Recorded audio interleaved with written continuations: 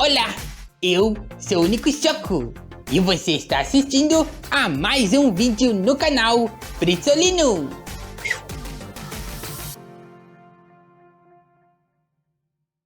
Olá pessoal, sejam bem-vindos a mais um vídeo aqui no canal Fritzolino. Eu sou o Fritz e hoje eu trago para vocês as minhas primeiras impressões depois de ter finalmente assistido ao filme Transformers: O Despertar das Feras. Depois de 5 anos de espera por um novo filme dos Transformers e mais ou menos aí uns 2 ou 3 anos que já era para esse filme ter saído e ele foi sendo adiado cada vez mais. A gente sabe por quê, a gente não precisa comentar sobre isso. Enfim, o filme finalmente foi lançado e tá na hora de falar sobre ele. Na verdade, essa já tá mais para minha segunda impressão mesmo, porque eu já vi o filme 2 vezes. Uma foi dublada e outra legendada. E para tirar logo isso do caminho, então, eu não recomendo assistir o filme dublado, tá? Desculpa, eu não consegui gostar muito. E eu sou muito fã da dublagem dos 3 primeiros filmes. Acho que ela deslizou um pouquinho ali no 4 e no 5, mas a dublagem do filme do Bumblebee também foi muito boa.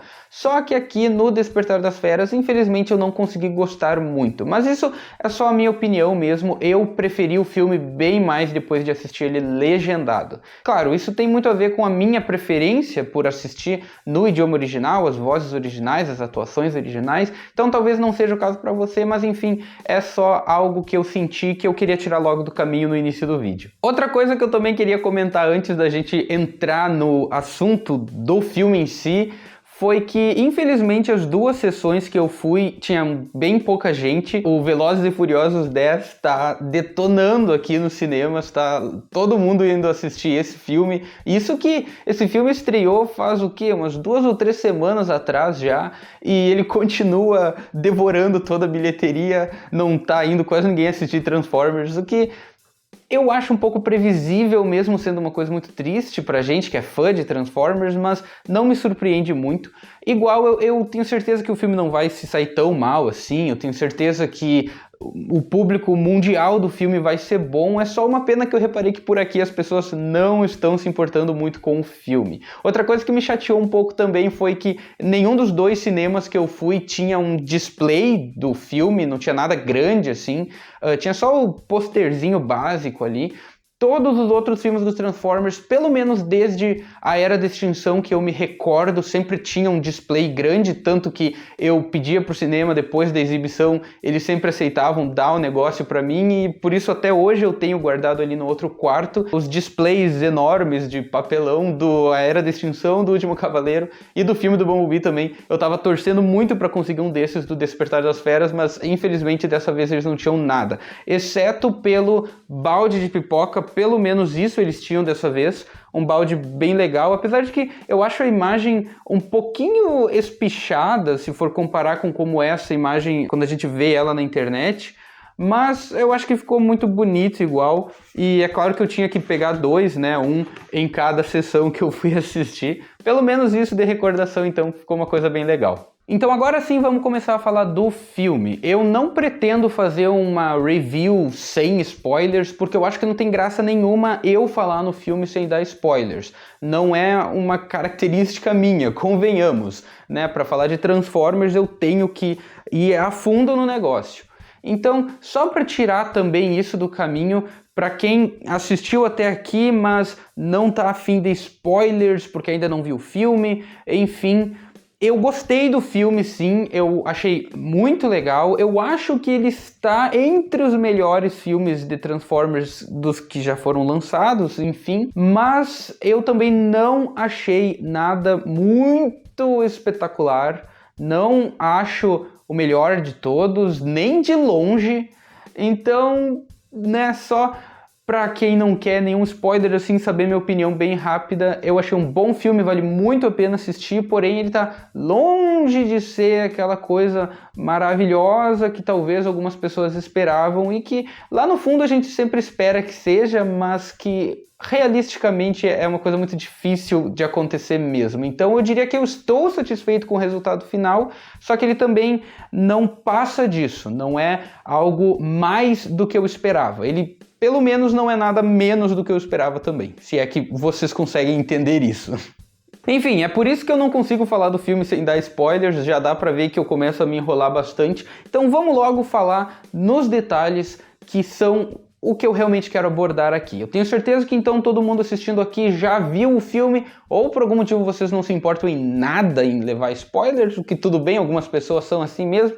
Então vamos lá, eu acho que a primeira coisa que eu quero comentar é sobre cada um dos personagens. Vamos falar sobre isso de uma vez. Começando pelos Autobots.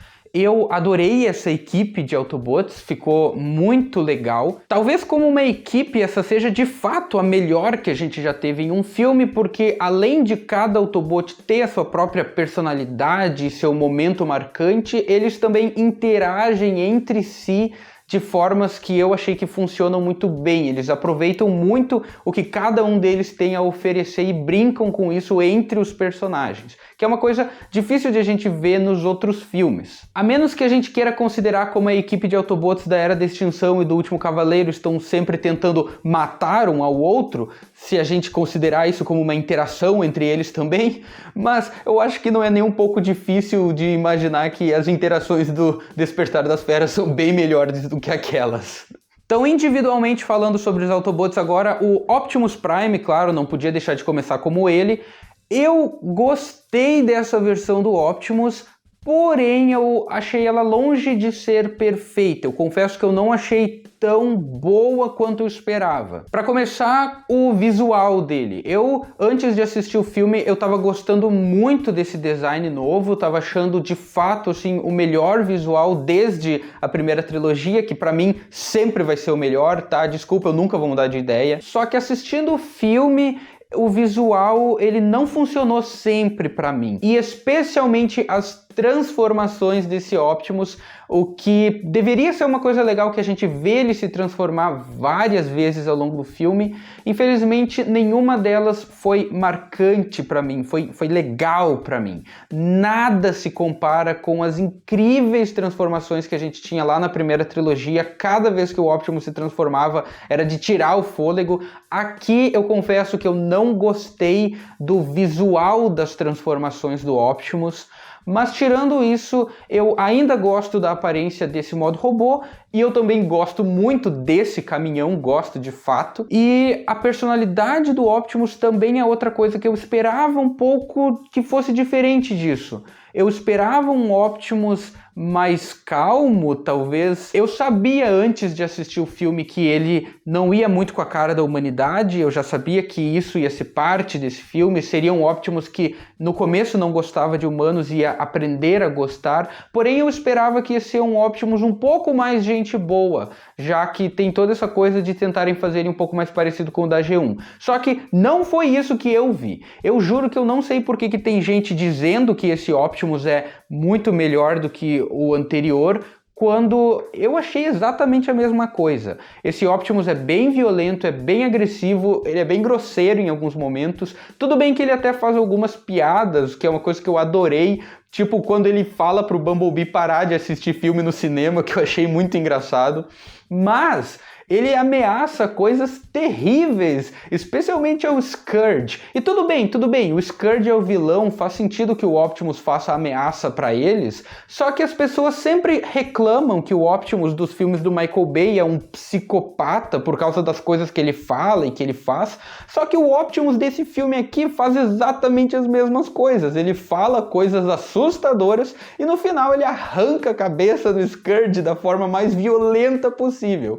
Então me desculpem, mas eu não vejo diferença nenhuma de um Optimus pro outro. Dito isso, eu achei incrível a forma como o Optimus derrota o Scourge, então eu não tô reclamando dessas coisas aqui, eu estou fazendo apenas uma observação, porque na verdade eu adorei o Optimus aqui nesse filme de modo geral. Partindo então para o próximo Autobot, vamos falar um pouco sobre o Bumblebee, que eu acho que teve uma participação bem pequena nesse filme, provavelmente a menor participação que o Bumblebee já teve em qualquer um dos filmes, eu tenho certeza disso, que é uma coisa extremamente previsível. Qualquer um que tenha assistido o trailer e ligado os pontos já podia imaginar que seria exatamente essa história dele no filme. Ele aparece um pouquinho no início, ele morre, e bem no finalzinho do filme ele volta para participar da batalha, e é só isso mesmo. Eu, como um dos poucos fãs genuínos do Bumblebee que ainda tem por aí, já que a maioria das pessoas gosta mais de reclamar do Bumblebee, achar que ele é super valorizado e utilizado demais e todas essas coisas, mas eu, como alguém que genuinamente gosto do Bumblebee, eu achei que isso foi uma coisa boa, por um lado, porque eu acho que faz sentido, sim, tirar um pouquinho do protagonismo do Bumblebee. Eu acho que a gente já teve o suficiente dele. Eu acho super de boas que ele ficou de fora desse filme por bastante tempo, participou pouco. A única coisa que eu não gostei foi eles usarem esse clichê idiota do personagem morrer e ser ressuscitado depois. Eu achei muito fraco isso. Não foi uma solução inteligente para como utilizar pouco o Bumblebee no filme. Só serviu para dar mais motivação pro Optimus ficar pé da vida com o Scourge, que é uma coisa que, convenhamos, nem precisavam matar o Bumblebee para isso acontecer. E ficou aquela coisa muito forçada, de tipo, muito fácil trazer o Bumblebee de volta no final, sabe? Ele só precisou de um pouquinho de Energon ali. Não interessa se eles dizem que precisava de mais Energon do que eles eram capazes de dar para ele, e no final, convenientemente, por causa da forma como o Unicron começa a tirar Energon da Terra, que por sua vez é uma coisa muito estranha, porque do nada a gente descobre que tem muito Energon natural no planeta Terra. Ok, isso parece coisa de Transformers Prime, mas é com essa facilidade toda que o Bumblebee ressuscita. Ficou parecendo só uma cópia muito mais fraca de quando o Optimus morreu na Vingança dos Derrotados e é ressuscitado no final também. Enfim, então por esse lado eu não gostei da utilização do Bumblebee no filme. Também achei que o novo modo veículo dele foi completamente desperdiçado, aparecendo ali só no finalzinho. A mudança não teve utilidade nenhuma.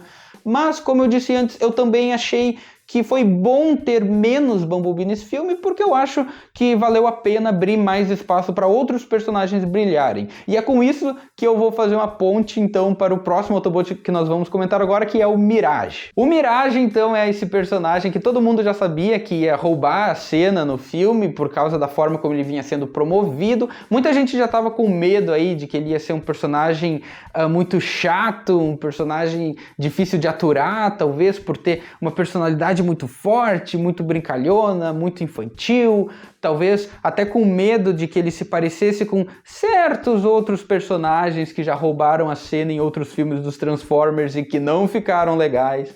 Mas esse não é o caso aqui. O Mirage ficou um personagem excelente. Ele tem uma personalidade muito boa que combina muito com o estilo do filme. Esse filme todo, ele é construído de uma maneira que eu acho que o Mirage se encaixa perfeitamente nesse estilo, né? Por toda essa coisa do filme ser dos anos 90, ter muito essa pegada de hip hop, aquela coisa toda do Brooklyn, e eu acho que o Mirage funcionou bastante com isso, ele se encaixou muito bem nesse cenário. E outra coisa também que ficou muito legal dele são os seus poderes. Eu acho que foi o que mais brilhou nele, é isso. Cada momento que ele revelava novas coisas que ele faz. Algumas a gente já sabia de ver no trailer, claro, como os hologramas, né? Ele se multiplica no modo veículo, ele se multiplica no modo robô, mas ele também revela no filme o poder de se transformar em qualquer veículo que ele quiser, que é uma coisa que nenhum outro Transformer realmente faz, sem precisar escanear um novo veículo, né? Talvez o único que eu me lembro assim de cabeça que também faz isso nos filmes é o Laserbeak.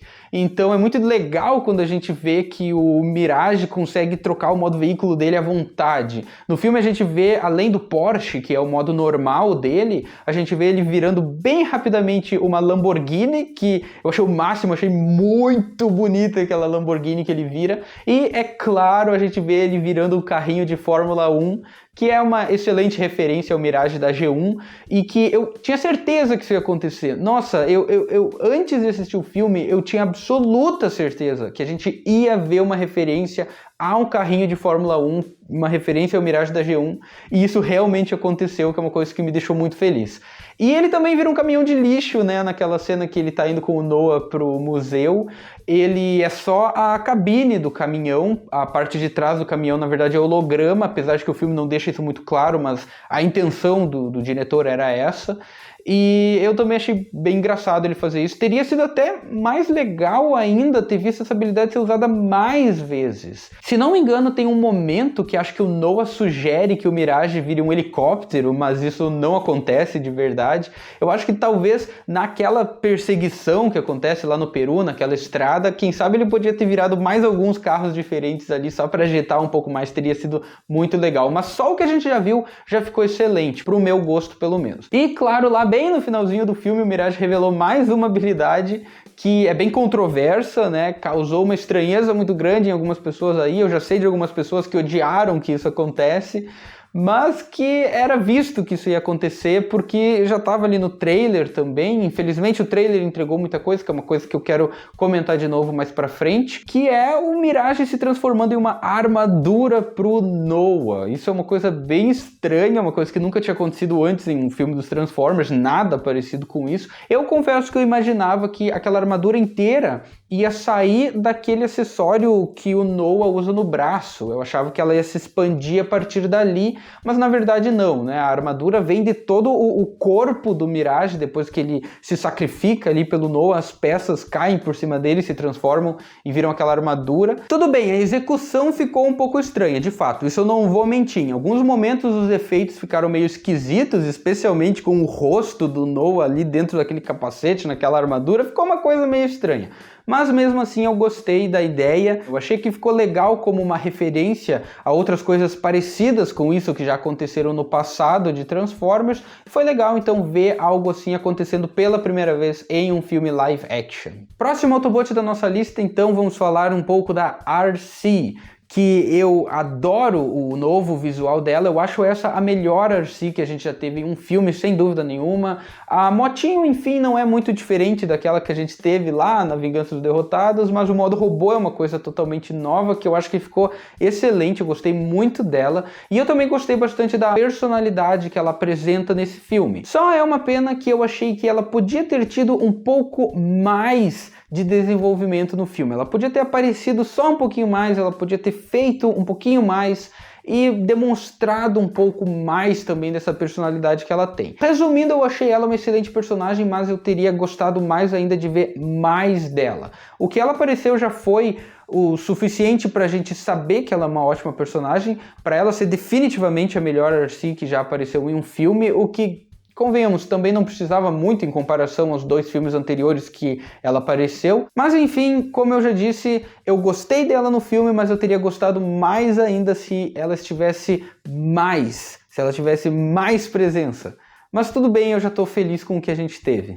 Outro Autobot que eu também senti que podia ter participado mais do filme é o Wheeljack, com o seu completamente novo visual, um pouquinho polêmico na internet, mas assim, só um pouquinho, nada demais, assim, tipo, só algumas pessoas, assim, comentaram que talvez tá um pouquinho diferente, né, de como o Wheeljack costumava ser antes, assim, mas só um pouquinho, nada demais, assim. Eu achei muito legal esse Wheeljack, eu gostei demais da presença dele, achei a personalidade dele muito divertida, ele parece uma pessoa muito legal, sabe? E esse é o Wheeljack, tá, gente? Esse é o Wheeljack. Esse é o nome do personagem, esse é o Wheeljack. E eu não aceito opiniões contrárias. Eu fiquei muito feliz também que a minha mãe adorou o Wheeljack quando ela assistiu o filme comigo, na segunda vez que eu assisti. Ela imediatamente olhou para a Kombi e disse que eu precisava muito comprar o bonequinho dela. Isso me deixou muito feliz. Então acho que agora eu tenho obrigação de fazer isso. A única coisa que eu fiquei sentindo é que também eu gostaria de ter visto um pouquinho mais do Wheeljack. Talvez o Mirage ter roubado tanto a cena tenha sido uma coisa que infelizmente deixou a RC e o Wheeljack com um pouco menos de tempo para brilhar do que eu acho que eles mereciam. Não que isso seja um problema, mas é que a gente como fã não adianta, a gente sempre vai querer ver mais daquilo que a gente gosta.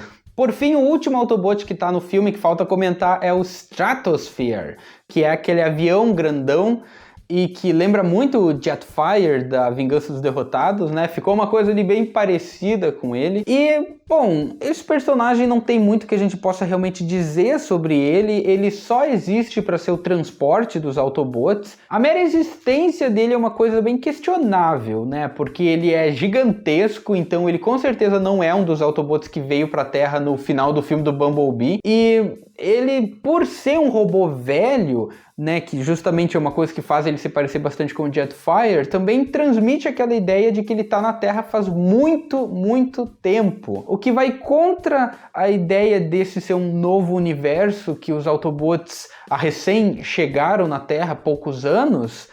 Então isso levanta certas dúvidas. Talvez exista mais por trás desse universo do que a gente sabe até agora. Então, ficou um pouco confuso, mas tudo bem, eu acho que a presença dele no filme serviu a sua utilidade ali. Ele podia ter feito um pouco mais, ele podia ter ajudado um pouco mais na batalha final, né? O Jetfire se sacrificou para ajudar os Autobots na luta do Egito, então o Stratosphere aqui não tem muita desculpa para ter ficado de fora não. Então ficou essa presença um pouco estranha, um pouco curiosa ali no elenco do filme, mas que eu acho que funcionou perfeitamente bem ao seu serviço.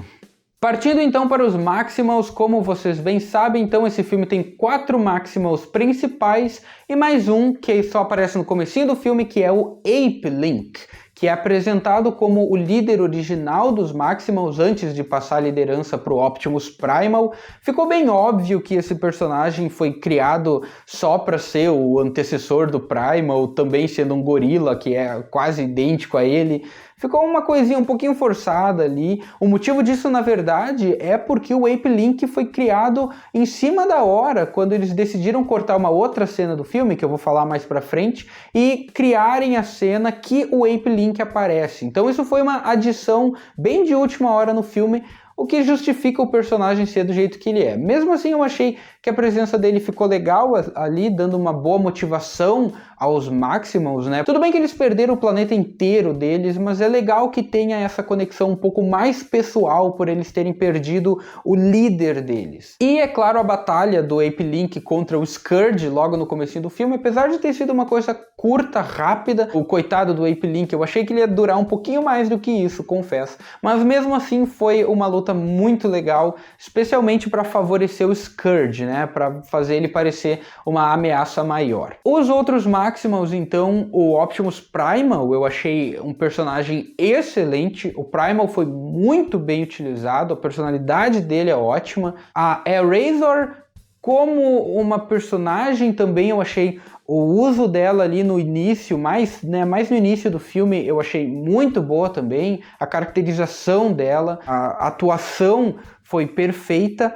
Só que, infelizmente, né, eles tinham que ir lá e matar a Airazor, sacrificar ela daquele jeito, que é uma coisa que a gente já sabia que ia acontecer. Eu acho que todo mundo já sabia que ia acontecer, era muito previsível isso. Só que eu, infelizmente, estava torcendo ainda para que isso não fosse verdade. Lá no fundo eu já sentia que isso ia acontecer, mas eu não queria que acontecesse. E eu continuo achando uma pena que eles tinham que sacrificar mais um dos Maximals e escolheram fazer justo com ela. Especialmente porque isso significa que, como diziam nos rumores, a gente não vê o modo robô da Airazor. Eu achei isso um crime gigantesco. Uma das maiores sacanagens desse filme é não ter mostrado o modo robô da Airazor. Então eu acho que ela estava sendo uma excelente personagem até o momento em que, infelizmente, o filme tinha que sacrificar ela. Os outros dois Maximals, o Cheetor e o Rhinox, deixaram bastante a desejar, não vou mentir, eles praticamente não servem para nada, além de ser só mais 2 Maximals que existem, que aparecem ali no filme. O Rhinox nem sequer fala no filme, o que é uma coisa que eu achei bastante decepcionante.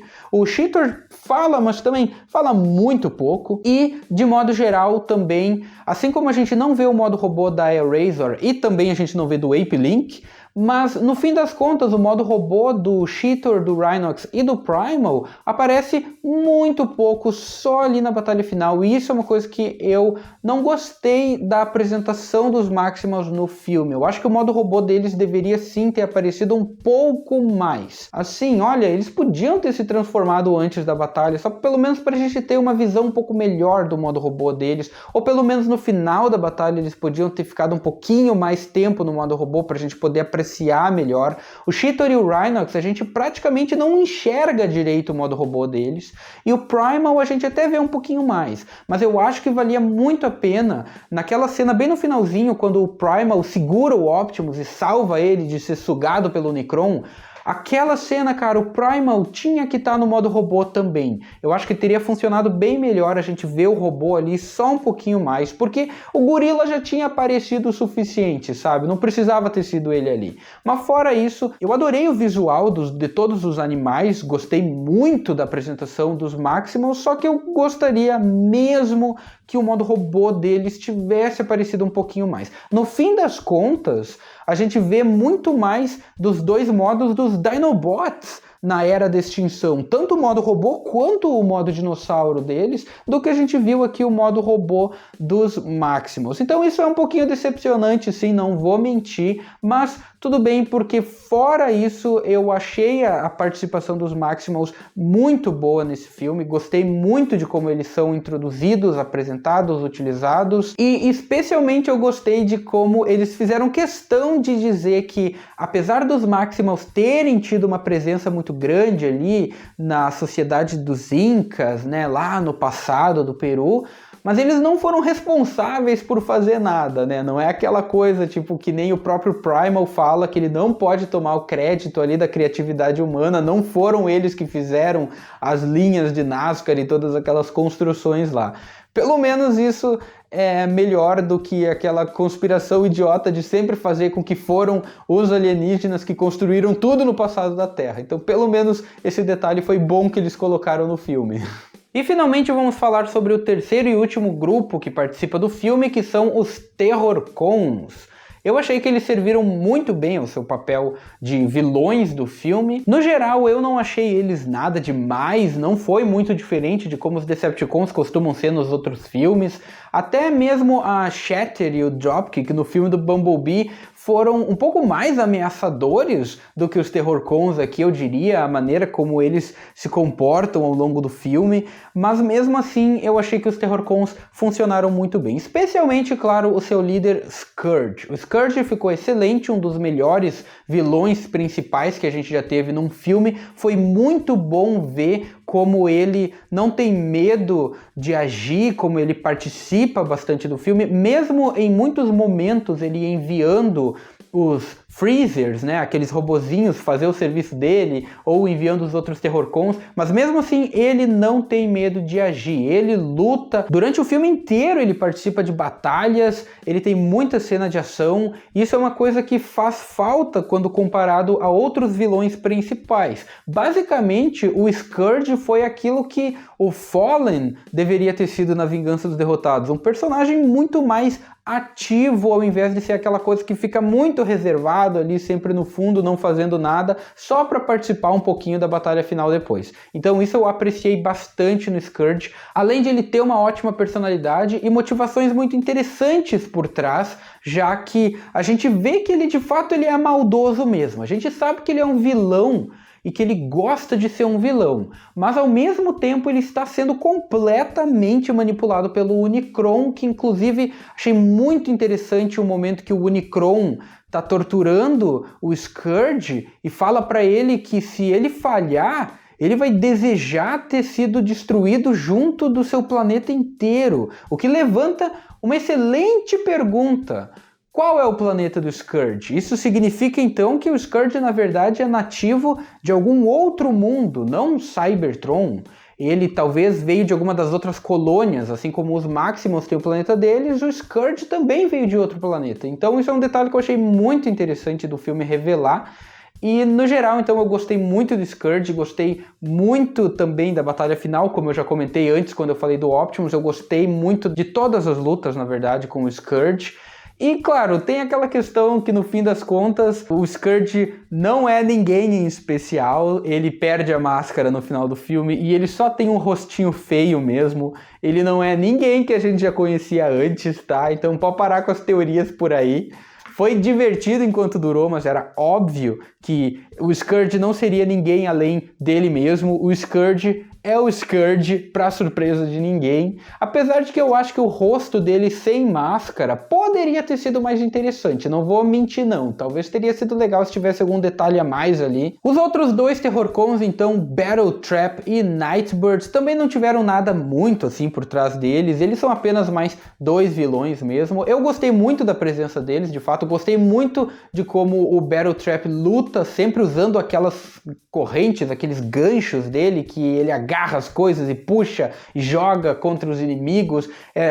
O estilo de batalha dele é muito inteligente, eu achei muito diferente do que a gente está acostumado a ver. A presença dele no filme foi exatamente aquilo que eu esperava. Ele não participa muito, mas ele está sempre ali pronto para lutar. Eu só queria que a morte dele tivesse sido um pouquinho depois. Eu achei que foi um pouco cedo demais durante a batalha final. Eu acho que ele podia ter sido morto alguns minutos depois, sabe? Alguns minutos mais pra frente ali da batalha, aí sim ele podia ter morrido. Fora isso, eu achei que a participação dele foi exatamente o que eu esperava mesmo. Já a Nightbird, eu também gostei da presença dela no filme, eu gostei como ela sempre sai voando pra tudo que é lado, mas eu confesso que eu achei meio estranha a forma como ela morre, eu achei muito aleatório como do nada ela explode quando ela tá lutando contra o Bumblebee. Aquilo não fez muito sentido pra mim, confesso. No geral, eu achei que ela podia ter sido um pouco mais resistente do que isso. Mesmo assim, eu gostei da personagem. Uma coisa que eu fiquei pensando na minha cabeça que talvez teria sido legal se o filme tivesse feito, eu sei que é coisa boba, assim, teoria dessas que a gente sempre pensa que... Mas é óbvio que o filme não faria. Mas eu achei interessante depois, assim, que eu fiquei pensando, quem sabe eles podiam ter feito o filme de um jeito que, depois que a Eraser é infectada pelo Scourge, aí ela seria transformada na Nightbird. Então a Nightbird, na verdade, seria a Eraser corrompida, ela se tornaria uma Terrorcon durante a batalha final, mas o que eu acho que teria sido mais legal ainda, teria sido, de alguma forma, ela ter sido salva. Talvez a conexão dela com o Unicron seria quebrada quando o portal fosse fechado, e então ela voltaria ao normal, pelo menos em sua personalidade, né? E para se redimir por ter se tornado uma vilã durante a batalha final, ela se juntaria aos Autobots, já que agora ela não seria mais um pássaro, já que agora ela é um carro, ela poderia então ter se tornado uma Autobot. Isso é uma coisa que eu gostaria, talvez, que eles tivessem usado no filme. Teria sido legal ver essa personagem. Começaria como uma Maximal, se tornaria uma Terrorcon e no fim se tornaria uma Autobot.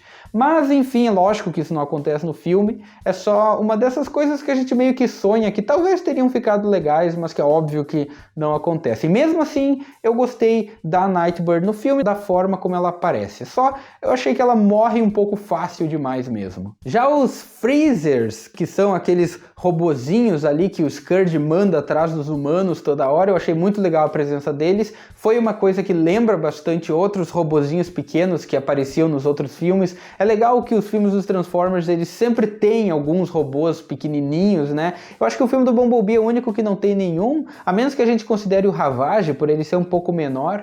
Mas então eu gostei bastante dos Freezers, achei eles bem assustadores. Eu só acho que teria sido legal eles terem algum tipo de modo alternativo. Eles poderiam, quem sabe, virar armas para os Terrorcons, igual o brinquedo vira. Ou, sei lá, talvez outras coisas para se disfarçarem. Eu confesso que teve um momento na cena do museu, o Freezer tá lá perseguindo os humanos, eu fiquei pensando que talvez ali naquele momento eles poderiam ter se disfarçado de algum daqueles fósseis de dinossauros para fazer aquela boa e velha referência aos Fossilizers que eu queria tanto que tivesse no filme. É lógico que isso não acontece no filme, mas tudo bem, eu achei que os Freezers foram muito bem utilizados. Na verdade, eles participam do filme mais até do que outros Transformers, eu acredito. E outro detalhe que eu adorei desses caras é a forma como eles saem de dentro do Scourge. O Scourge abre as costas e saem dois, né, ali de trás. eu achei muito legal porque é sempre legal quando a gente tem Transformers pequenos que saem de dentro de Transformers grandes. Por algum motivo, isso é sempre legal quando acontece. Então o Scourge se une ali ao Barricade, ao Blackout, ao Soundwave, no seleto grupo de personagens que ejetam robôs menores de seus corpos e, sei lá, isso é uma coisa muito tradicional e sempre muito legal quando acontece em Transformers. Aqueles outros robôs que participam da batalha final, que não são exatamente iguais ao Freezer, que se materializam lá saindo daquela máquina, eles eu achei um bando de robô genérico meio sem graça, mas tudo bem, né? Sempre tem. E no caso dos Scorponok's, eu gostei dos Scorponok's, não vou negar, foi muito legal ver Scorponok de novo. Eles eram, obviamente, muito parecidos com aquele Scorponok lá do primeiro filme de 2007, mas eles também tinham um design novo. Eu confesso que eu pensava que talvez dessa vez a gente ia ver um modo robô dos Scorponoks, mas não aconteceu. Uma coisa muito legal foi aquela habilidade nova deles de sair rolando, né, antes deles se abrirem e saírem caminhando. No início do filme a gente vê bem isso, né, a forma como eles rolam pelo chão. Eu achei bem criativo aquilo, mas eu também confesso que eu acho que eles poderiam, quem sabe, ter usado algum outro Predacon nesse filme que não fosse o Scorponok, justamente pelo fato de que já tinha um Scorponok lá nos outros filmes. Então, quem sabe eles podiam ter aberto essa vaga aí para ser preenchida por algum outro animal. Quem sabe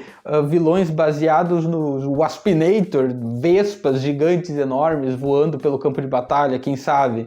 Não sei. O Scorponok ficou um pouquinho repetitivo em comparação ao primeiro filme de 2007, mas mesmo assim é uma coisa que eu não quero reclamar demais, porque ao mesmo tempo que eu pensei nessa questão, eu também gostei muito de ver eles ali, então não é nenhum problema para mim. E o último Transformer que faltou comentar no filme é ninguém menos que o Unicron, que é óbvio que participa bem pouco do filme, isso era visto também, que ele não ia estar muito aqui. A gente só vê um pouquinho dele no modo planeta mesmo, um pouquinho daqueles olhos enormes dele, e é isso. Lógico que ele não se transforma nesse filme, ele não aparece muito, porque estão apenas planejando, né, começar aí essa trilogia, suposta trilogia, pelo menos é o que os caras esperam fazer, começando com o Despertar das Feras e obviamente nos próximos 2 filmes aí trazendo mais participações do Unicron. Eventualmente eu espero, lógico, que a gente veja o modo robô dele,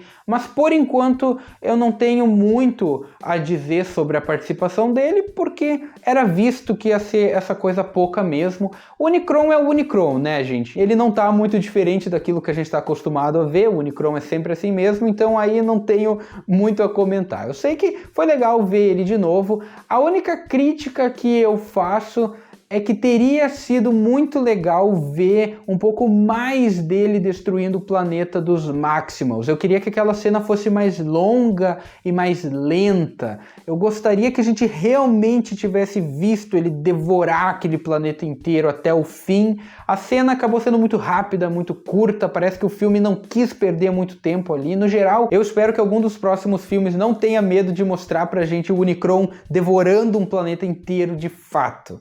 Mas, por enquanto, é isso que a gente tem do Unicron e, pra mim, tá tudo bem. Eu acho que pra esse filme, pelo menos, foi bem aceitável a participação dele. Depois de todos os robôs, finalmente a gente pode comentar mais sobre os personagens humanos. Nós temos, então, 2 personagens que são os principais do filme, né, que são o Noah e a Helena. Eu particularmente gostei bastante desses 2 personagens. O Noah é um personagem que eu achei muito interessante, ele foi bem utilizado no filme, ele tem uma personalidade muito boa, muito compreensível, muito familiar, assim. A gente se identifica bastante com o personagem, a gente entende as dificuldades que ele está passando. E como ele decide ajudar os Autobots, eu acho que ficou bem legal. Ao mesmo tempo que ele foi basicamente forçado pelo Mirage a se tornar amigo dos Autobots, também foi legal como ele escolheu fazer isso por vontade própria. O irmãozinho do Noah também é um personagem que eu achei que ficou muito legal no filme. Ele teve a quantia certa de participação, eu diria. No início do filme eu achava que ele ia ser só pra ter aquela historinha mesmo, pra adicionar aquele dramazinho ali, mas no final do filme ele acabou tendo uma participação um pouquinho maior, acabou ajudando, né, a dar aquela motivação ali durante a batalha final, que é uma coisa que eu achei muito legal. E a Helena é uma personagem que eu também gostei bastante, eu achei as motivações dela também bastante compreensíveis. Eu só acho que ela podia ter tido um pouquinho mais de desenvolvimento. A forma também como ela caiu meio que de paraquedas no mundo dos Transformers e simplesmente aceitou participar da aventura deles, foi uma coisa um pouco assim, meio de repente, meio rápida demais, mas eu acho que não tinha muito que poderia ser feito que tivesse sido diferente, já que o verdadeiro protagonista do filme é o Noah e a Helena é um pouquinho mais secundária para ele, então tudo bem ela não ter exatamente o mesmo desenvolvimento que ele, mas eu acho que ela podia ter tido um pouquinho mais de conclusão do que ela teve só com aquela ceninha aparecendo naquela televisão lá no final. Aquilo foi um pouquinho fraquinho, eu acho que ela merecia um pouquinho mais do que aquilo, sim, de fato.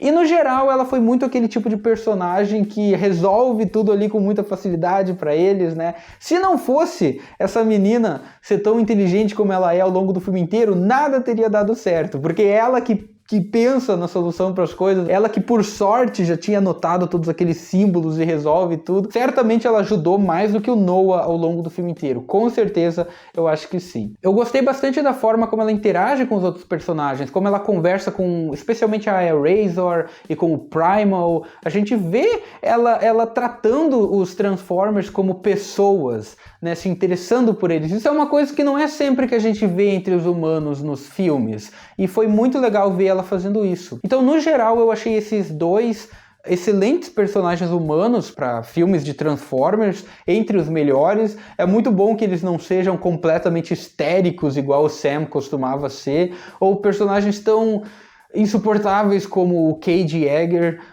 É muito bom saber que os personagens humanos estão de fato melhorando nos filmes dos Transformers. Depois da Charlie, que foi uma excelente personagem, agora também com o Noah e a Helena, eu gostei muito deles. Esse é mais um filme que sim, foca bastante nos dois personagens humanos. Eles têm mais foco do que os Transformers. Isso é uma coisa que não adianta insistir, não adianta reclamar, não adianta chorar. Isso sempre vai ser assim com os filmes live action, sempre vai ser assim. O protagonista humano tem mais presença que os Transformers, isso não vai mudar.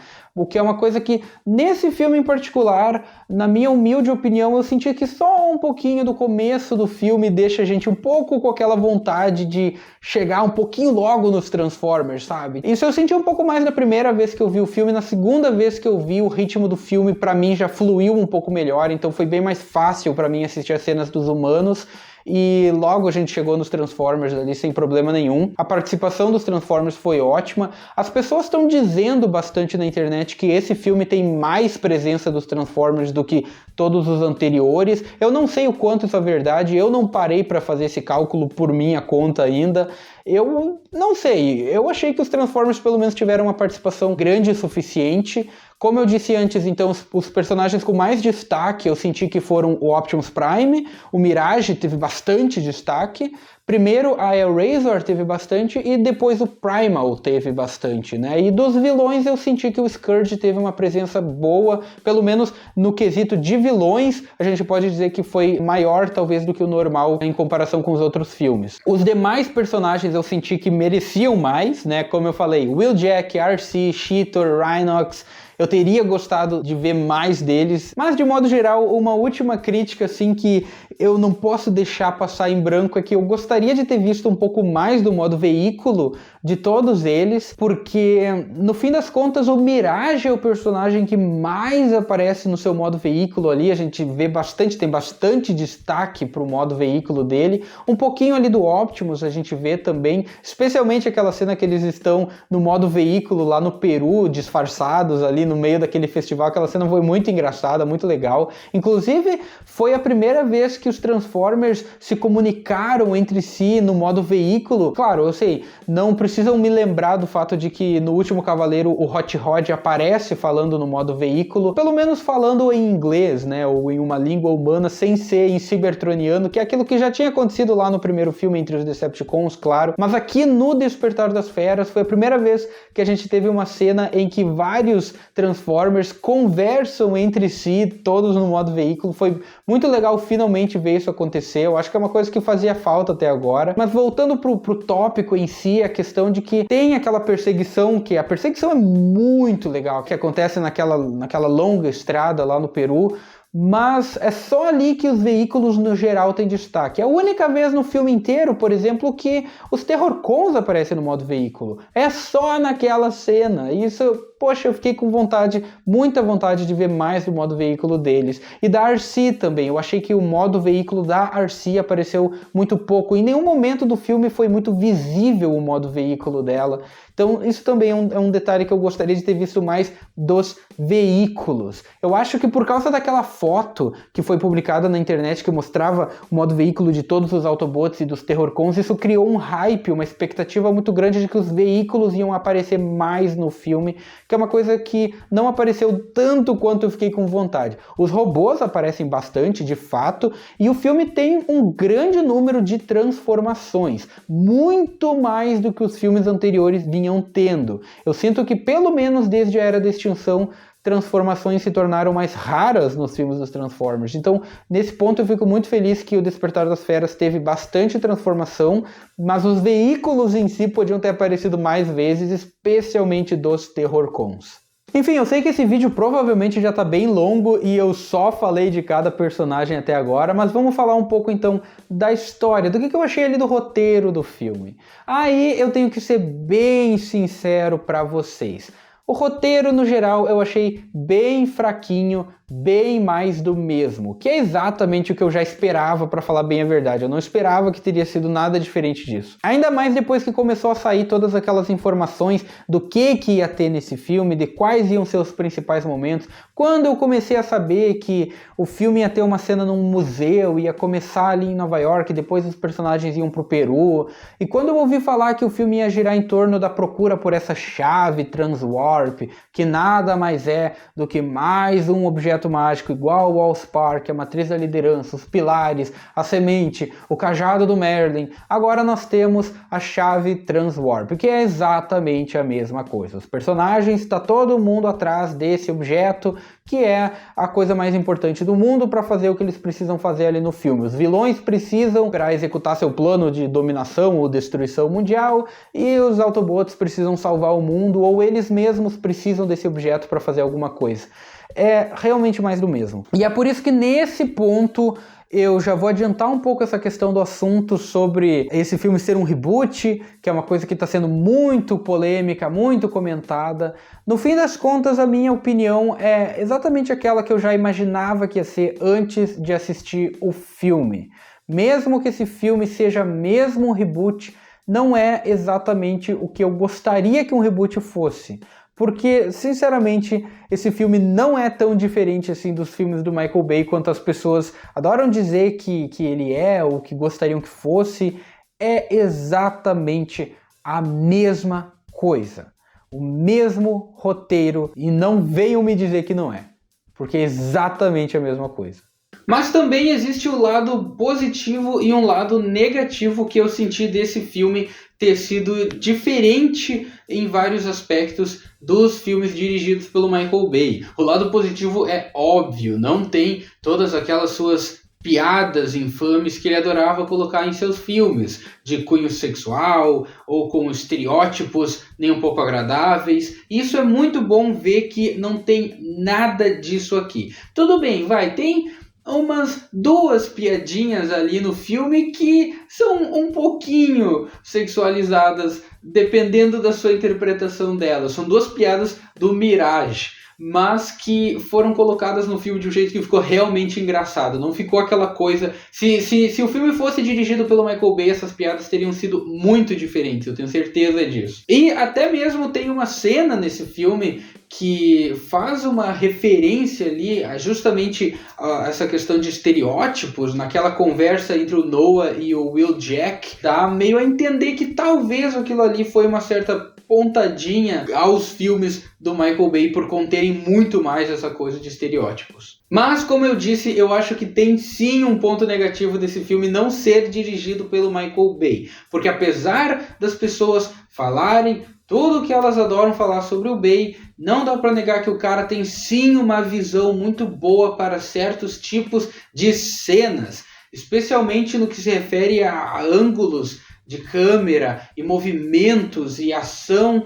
Então, sim, eu sinto falta disso nesse filme aqui. Eu acho que a câmera desse filme é muito mais parada, muito mais segura, não toma os mesmos riscos que o Michael Bay costumava tomar, e especialmente no que se refere a batalhas. Eu, na minha opinião, confesso que senti falta sim de mais momentos no estilo do Michael Bay. Eu não tô nem aí que as pessoas costumam reclamar de como ele faz cenas de ação. Pra mim, as cenas de ação do cara sempre foram algumas das melhores partes dos filmes, e nesse ponto eu acho que a batalha final do Despertar das Feras não se compara às batalhas finais dirigidas pelo Bay. Mas isso não significa que ela é ruim também, porque como eu já disse antes, eu gostei sim muito da batalha, de muitos momentos dela. E outra coisa que eu sinto que esse filme perde em relação aos anteriores é na parte da trilha sonora, mais especificamente da trilha sonora instrumental. Eu acho que nada do instrumental aqui se compara ao nosso saudoso Steve Jablonsky, que arrasava na trilha dos filmes do Michael Bay. Eu confesso que já a trilha sonora do filme do Bumblebee eu já achava que não era lá a mesma coisa, e agora no Despertar das Feras, sinceramente eu sinto o mesmo. Não tem nenhum momento que o instrumental desse filme se destaca do mesmo jeito que os instrumentais do Jablonsky faziam nos filmes do Bay. Não tem nem comparação. Faltou muito aqueles temas realmente marcantes a cada momento, a cada ação, a cada batalha. Tanto é que lá no finalzinho da batalha do Despertar das Feras, o filme trapaceou e trouxe de volta justamente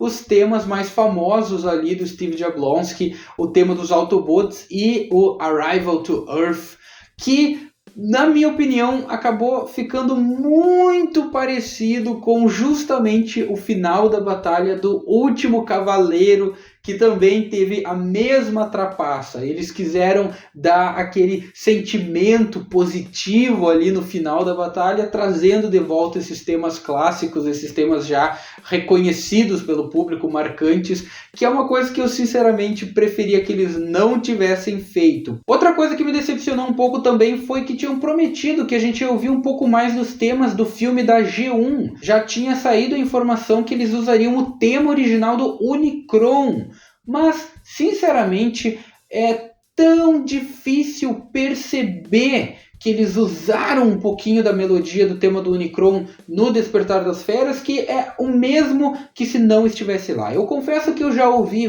várias vezes os dois temas do Unicron que estão disponíveis na trilha sonora oficial do Despertar das Feras, que já tem no Spotify pra gente ouvir, e eu praticamente não consigo identificar onde está o tema do Unicron da G1. Eu sei que eles colocaram um pouquinho ali, mixaram um pouquinho junto, mas ficou praticamente imperceptível. Isso me decepcionou um pouco, porque eu queria que tivesse ficado aquela coisa bem clara, que tivesse sido muito fácil de ouvir. Nesse ponto, sim, eu realmente queria que eles tivessem abusado da nostalgia, porque ouvir o tema original do Unicron da G1 nesse filme, no cinema, teria sido fantástico. Então, eu me senti um pouco decepcionado por terem feito essa promessa, mas no fim das contas ter sido algo tão insignificante. Mas dito isso, teve outro aspecto da trilha sonora que eu acho que funcionou muito bem sim, que são todas as músicas de hip hop, rap dos anos 90 que eles colocaram no filme.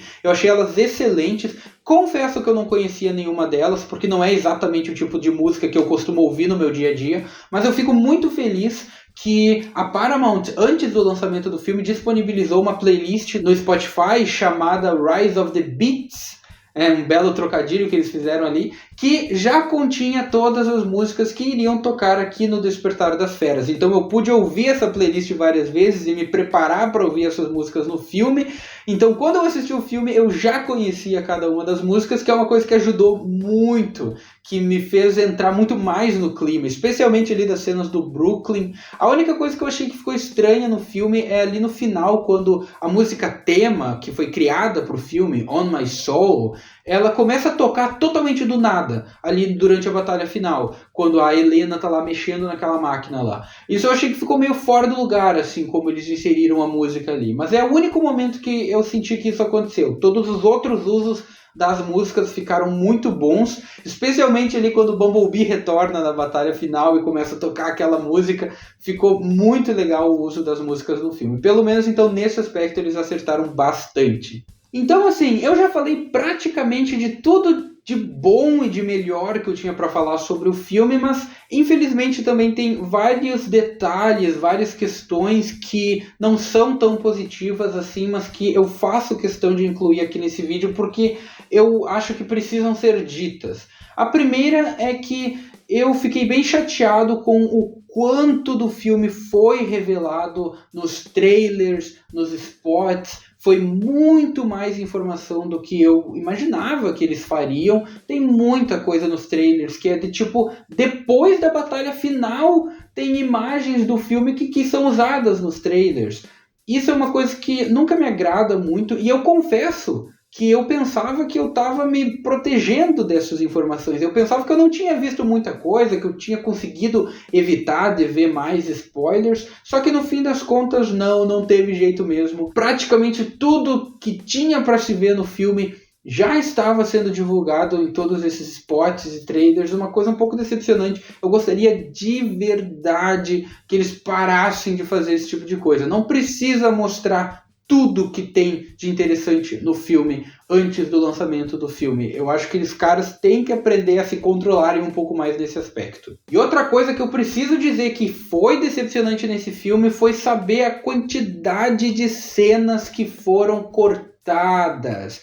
Pois é, infelizmente O Despertar das Feras é um desses filmes que sofre bastante com essa questão de terem filmado muito mais coisa do que foi realmente usado no filme. Por exemplo, uma coisa que me deixou extremamente chateado quando eu percebi que não estava no filme é a cena que o Optimus, no modo caminhão, bate contra o Scourge e destrói um muro inteiro e o Scourge sai rolando. A gente sabe que essa cena foi filmada porque foi divulgado na época das filmagens, saiu até na televisão, lá no Peru, no noticiário, que os caras estavam filmando o filme, estavam filmando essa cena muito louca de um caminhão batendo contra o outro. Vocês que acompanham o canal aqui, com certeza viram na minha última live com o Wilton o quanto eu estava ansioso para ver justamente essa cena, e ela não tá no filme, os caras cortaram. Poxa, isso é extremamente decepcionante. Eu também li sobre várias outras cenas que foram cortadas, inclusive uma que teria sido muito legal de ver, que seria um momento que o Optimus pegaria os óculos do Wheeljack e teria usado eles.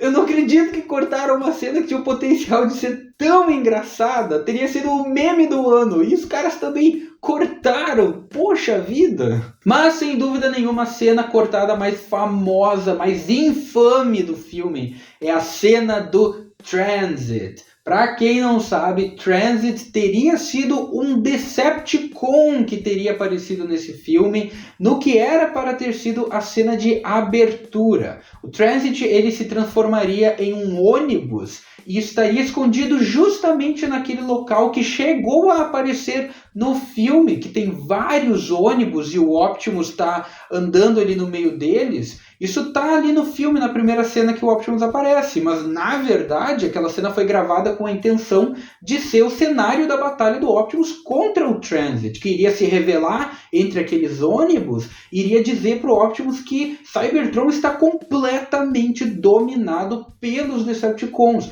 E depois de uma batalha que com certeza teria sido incrível de ver, o Transit seria derrotado e o Optimus jogaria o seu cadáver dentro do rio, revelando que vários outros Decepticons já vieram para a Terra e já foram todos mortos e enterrados ali no rio pelo Optimus, que teria sido uma coisa muito legal de ver, e infelizmente essa cena foi cortada contra a vontade do diretor. O diretor claramente ficou muito chateado de ter que cortar essa cena, mas o estúdio obrigou a cena a ser cortada porque os testes de audiência acharam essa cena muito violenta, e é por isso que esses testes de audiência nunca correspondem ao que nós fãs gostaríamos de ver nos filmes. Sério, parece que os caras colocam um grupo da terceira idade para avaliar o filme quando o filme é feito para adolescentes. Fala sério. E assim, eu sei que tem gente que acha que a cena do Transit não fez falta no filme, deu bem para entender como é que era a história, mas, caramba, quem fala que não fez falta, poxa, vocês estão dizendo então que vocês não queriam ter visto mais uma batalha no filme, uma batalha que tenho certeza que teria sido muito legal de ver? Poxa, eu teria adorado ver isso, caramba. Ainda mais porque essa cena teria ajudado a explicar melhor qual é a situação atual dos Decepticons e de Cybertron, já que o filme sem essa cena não explica nada disso, não tem nenhuma menção aos Decepticons. Então eu acho que sim, teria sido muito legal essa cena, teria feito uma ponte melhor do filme do Bumblebee pra cá. Só teve uma única brevíssima referência ao filme do Bumblebee, que é quando o Bumblebee menciona que nem todos os humanos são ruins pro Optimus, e o Optimus fala pra ele, tipo, eu sei que você tinha uma amiga, eu sei que você teve uma humana que foi legal com você, mas eu não confio nos humanos ainda não. E essa é basicamente a única referência ao filme do Bumblebee, então ficou muito em aberto essa questão do que aconteceu com os Decepticons, do que aconteceu com o Cybertron. Então eu acho que sim, esse diálogo que teria sido incluído na cena do Transit fez falta para criar essa conexão de um filme para o outro e, lógico, especialmente para a gente ver mais uma batalha no início do filme que teria sido legal pra caramba. Claro que no lugar dessa batalha foi colocada a batalha do Scourge contra o Ape Link, que eu mencionei lá no início do vídeo, que era uma coisa que não existia antes, foi criada justamente depois da cena do Transit ter sido deletada. As imagens do planeta dos Maximals sendo destruído, devorado pelo Unicron, teriam sido mostradas lá na metade do filme, na cena que a Airazor conta essa história para os humanos e para os Autobots. É nesse momento que a gente teria visto essas imagens.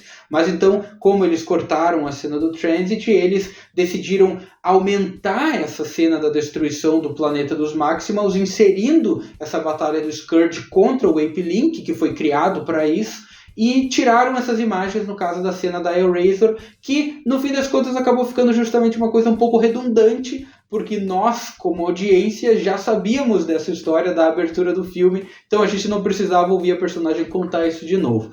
De qualquer forma, eu teria adorado uma versão do filme que incluísse as duas cenas. Abre o filme com o Unicron destruindo o planeta, o Ape Link enfrentando o Scourge, corta para o presente, no caso, presente 1994, e então nós vemos a cena do Transit e segue o resto do filme do jeito que foi feito. Aí sim eu estaria muito mais feliz com o resultado final. E agora, por falar nessa cena que a Airazor explica a história para os Autobots e para os humanos, vale lembrar de um pequeno detalhe que ela menciona nessa cena. Ela fala que os Maximals são guerreiros do seu passado e do seu futuro. E também, depois, mais pra frente, nós temos o Optimus Primal falando que ele foi nomeado em homenagem ao lendário guerreiro de Cybertron. E um pouquinho depois disso ele menciona para Airazor que esse não é o Optimus que ele esperava, o Optimus Prime que ele esperava. O que significa que a ideia que o Optimus Primal tinha na cabeça do Optimus Prime era que ele era um guerreiro muito mais desenvolvido do que ele é no momento que esse filme acontece. Então, se nós ligarmos todos esses pontos, nós percebemos que nas entrelinhas o filme está tentando nos dizer que sim, os Maximals são do futuro, que é uma coisa que absolutamente não ficou clara, ficou um negócio assim totalmente inexplicado, mas é o que dá a entender se a gente realmente interpretar essas falas dos personagens. Até porque também é dito que a chave Transwarp abre portais através do tempo e do espaço. Então a minha interpretação do filme é que a cena no planeta dos Maximals se passa no futuro. Tipo, vai saber lá quanto tempo no futuro. E quando os Maximals fogem através do portal, eles são enviados lá para um passado distante, quando eles passam a interagir com as antigas civilizações da América do Sul, até chegar aqui no presente do filme, que no caso é nos anos 90. Por isso que eles são guerreiros do passado e do futuro. E também por isso que o Optimus Primal já conhecia um Optimus Prime muito mais lendário do que o Optimus que aparece aqui nesse filme, justamente porque ele veio do futuro. E agora você talvez esteja se perguntando, mas peraí, se os Maximals vieram do futuro, isso significa que os Terrorcons também vieram? Mas como? Como isso aconteceu? E, de fato, é uma coisa que o filme deixou bem em aberto, o filme não explicou nada disso. O que eu entendi é que o filme não quer que a gente pense nisso. O filme não quer que a gente perceba que os Maximals vieram do futuro. É muito estranho, muito estranho.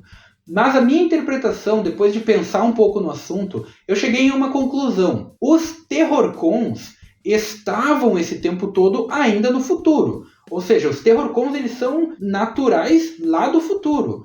Mas no momento que a Helena, sem querer, dispara aquele raio para o céu que convenientemente os humanos não enxergam, aquilo abriu um portal que trouxe os Terrorcons do futuro. E quando, no final do filme, quando é aberto o portal que está puxando o Unicron, eu sinceramente acredito que o Unicron também está vindo do futuro.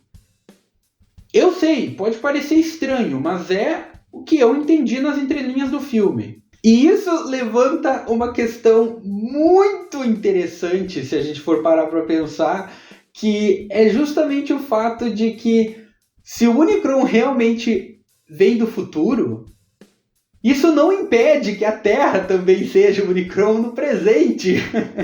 Basicamente, o Unicron estaria cometendo um ato de canibalismo ao vir do futuro tentar devorar o seu próprio eu do passado. Mas não, eu não acho que o Último Cavaleiro conta para nova série de filmes aqui, que começou com o filme do Bumblebee e agora continua com o Despertar das Feras. E assim, eu particularmente não acho que tem necessidade de continuar fazendo filmes dos Transformers lá no passado. Por mim, não precisa mais filmes nos anos 90 ou no início dos anos 2000. Na verdade, tudo que eu gostaria nesse momento seria então que eles fizessem um filme que se passa depois do ano de 2007, de preferência no presente, no ano de lançamento do filme, e que mostrasse que realmente nós estamos em uma linha nova do tempo que completamente ignora os outros filmes. Dito isso, também eu ainda tenho a opinião de que esse não é o tipo de reboot que eu gostaria. Se eu fosse fazer um reboot dos filmes de Transformers, eu começaria com um novo filme que claramente fosse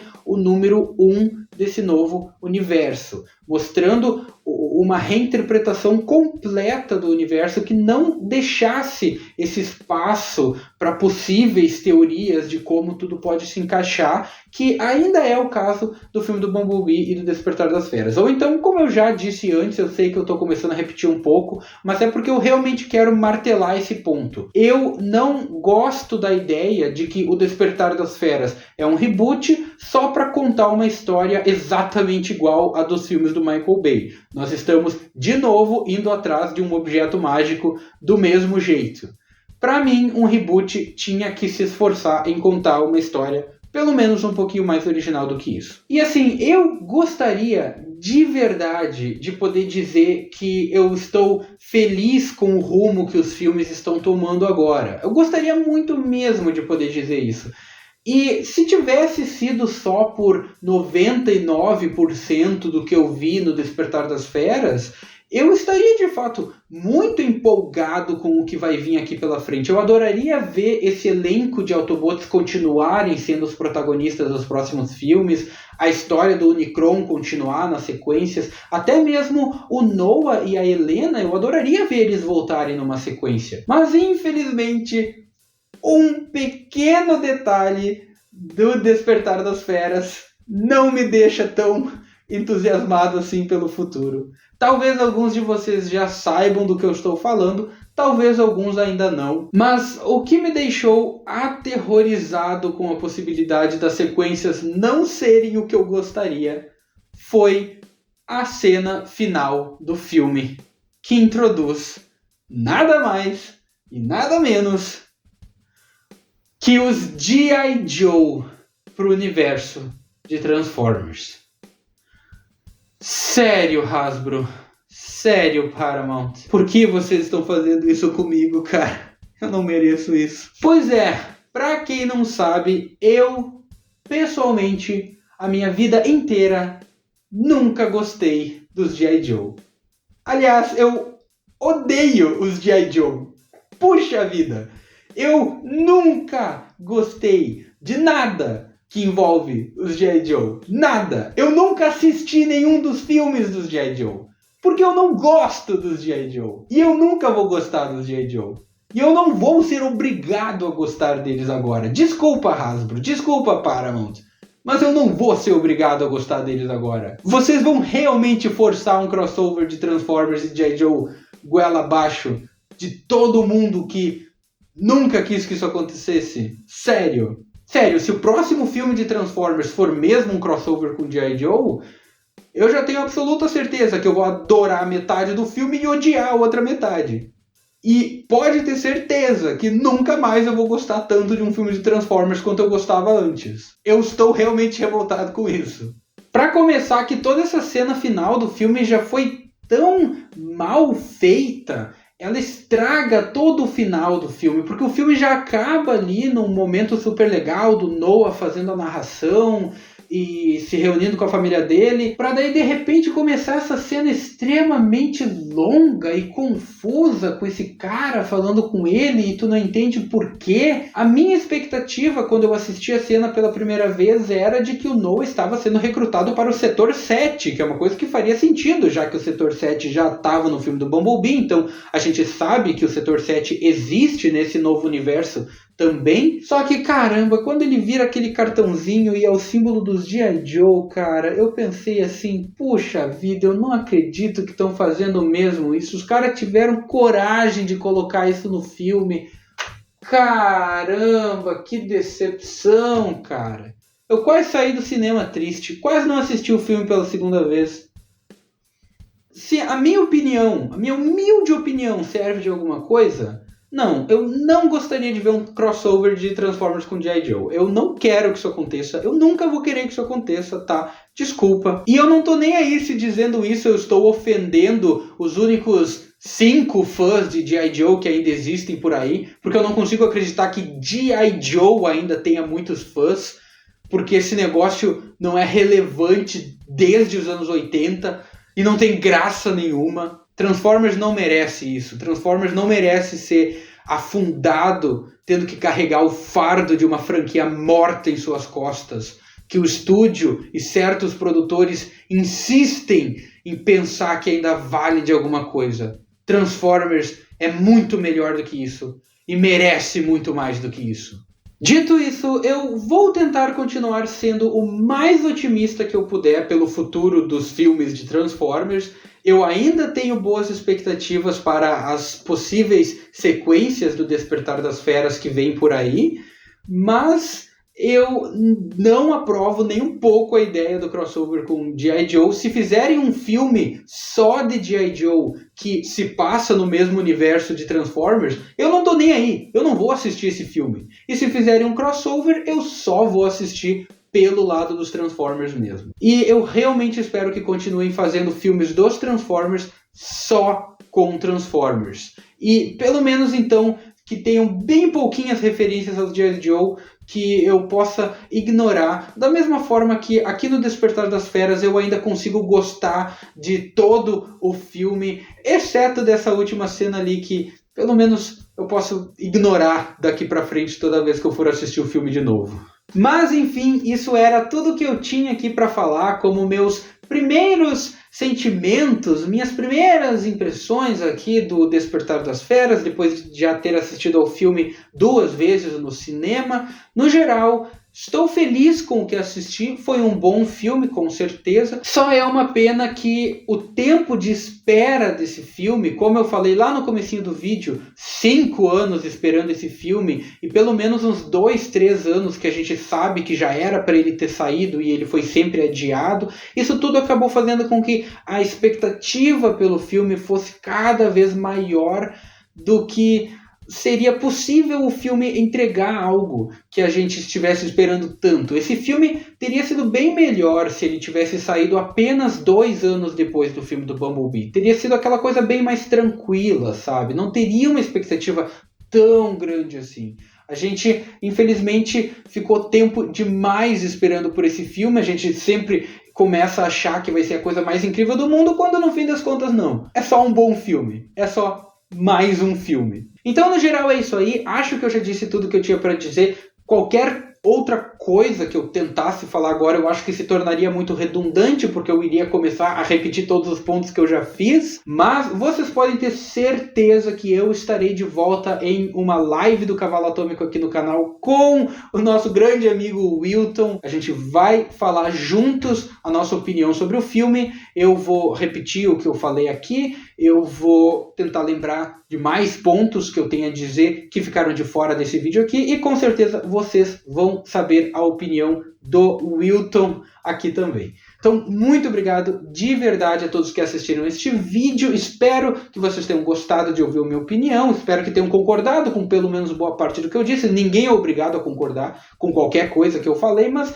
eu espero que vocês tenham concordado com pelo menos a maioria. Então, por favor mesmo, deixem aí nos comentários as suas opiniões. Todos os pontos que eu abordei aqui nesse vídeo, vocês podem responder individualmente, cada um deles, se vocês quiserem. Ou vocês podem fazer só uma pequena review geral do filme aí nos comentários também. Fiquem à vontade, vocês podem me contrariar, não tem problema nenhum. Vocês podem até mesmo escrever aí embaixo que vocês amam G.I. Joe e que eu estou errado por não gostar deles. Também não se esqueçam de curtir este vídeo se vocês gostaram. Podem deixar o não gostei também, se vocês ficaram tão ofendidos assim por eu não gostar do G.I. Joe, não tô nem aí. Compartilhem com seus amigos fãs de Transformers, por favor, não se esqueçam disso, e se inscrevam aqui no canal para não perder os próximos vídeos que eu falo sobre Transformers e outros assuntos, e claro, aí a nossa próxima live com o Wilton para falar novamente sobre o Despertar das Feras. E eu espero que a gente tenha muito mais assuntos sobre Transformers aí pela frente, inclusive porque a gente sabe que ano que vem é para sair um filme animado,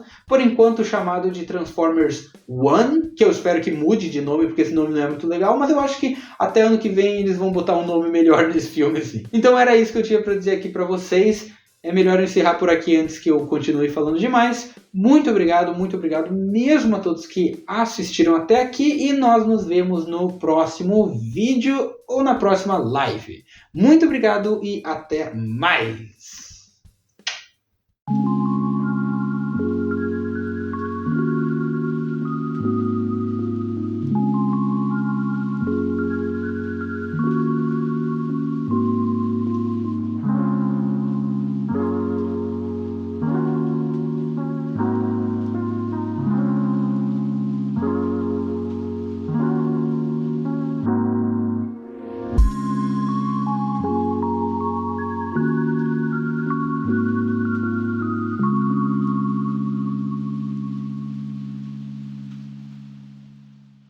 Na verdade, essa tá mais para as minhas segundas impressões, já que eu já vi o vídeo.